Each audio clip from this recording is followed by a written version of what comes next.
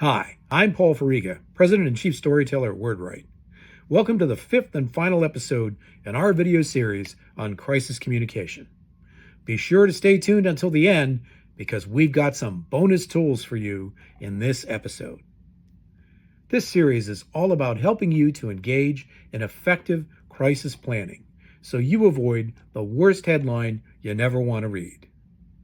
Each episode in this series shares a tool you can use to begin the process of avoiding the worst headline you never want to read about your organization.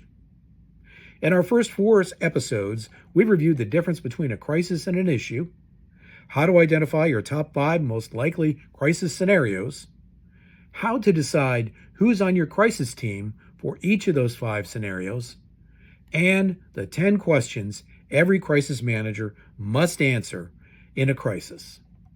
In this episode, we're wrapping things up with an overview, and we'll be sharing our beefiest crisis resource, the Ultimate Crisis Communications Guide for Crisis Managers. Now, even if you've been watching every episode in this series, you might be wondering, can we really prepare for every crisis? Well, maybe not every crisis, but with the right steps, you can be ready to handle most unexpected situations. Let's dive into the 7 steps we use to help prepare businesses to act fast when things go sideways. First things first, is it actually a crisis, or is it just an issue that needs managing? Before anything happens, sit down with your team and think through scenarios that could affect your business.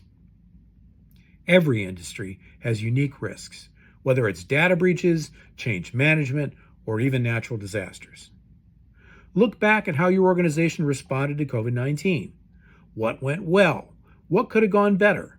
This reflection will prepare you for whatever might come next. Step 2 is about keeping information flowing smoothly. During a crisis, everyone needs to know who's in charge and what role they are playing. So assemble your crisis response team and clarify their roles.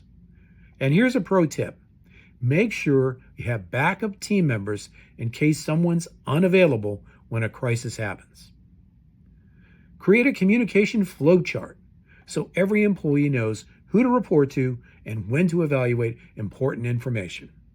The last thing you want is confusion over who's doing what. Step 3. Collect and categorize your information. As new details come in during a crisis, your team will need to make decisions fast. To stay organized, create checklists for different crisis scenarios. This way, when things get hectic, you won't forget important steps, like notifying authorities or securing your data systems. In the heat of a crisis, it's easy to miss things, but having a checklist gives your team the confidence that nothing important is slipping through the cracks. Step 4, formulate your key messages. In a crisis, your story as an organization matters more than ever. Organizations that communicate clearly and authentically earn trust in a crisis, and that trust can make a big difference. At WordWrite, we use something we call a message pyramid to organize talking points into simple, memorable messages. And don't forget to prepare for those tough questions. Create a master frequently asked questions list so you're ready with responses for media statements, employee updates, and social media posts. Step 5 is all about timing. You need a communication timeline to map out who you'll reach and when. In the heat of a crisis, you don't want your employees to learn news from social media before hearing it from you. Prioritize your key audiences and make sure no one is left out.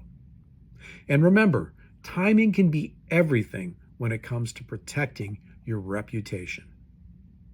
We often find that step 6 is overlooked, distributing your key messages.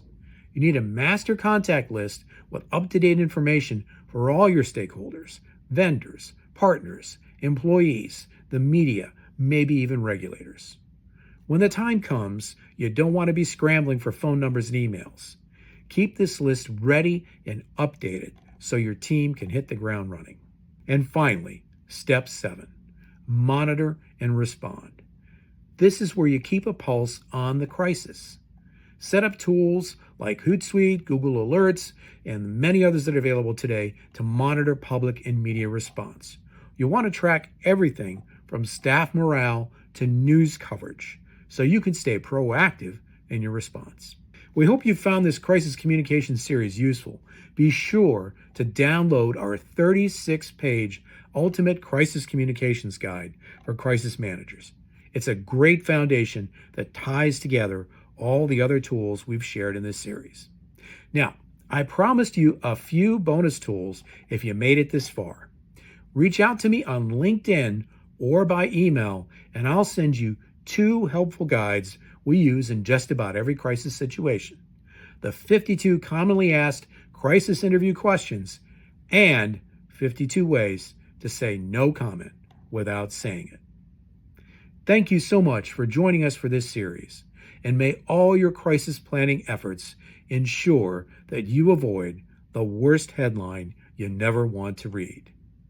If you want to know more, reach out to me personally or to our team through our website, by email, or through our social media. Thanks again for watching. Hope you found this useful, educational, and maybe even entertaining.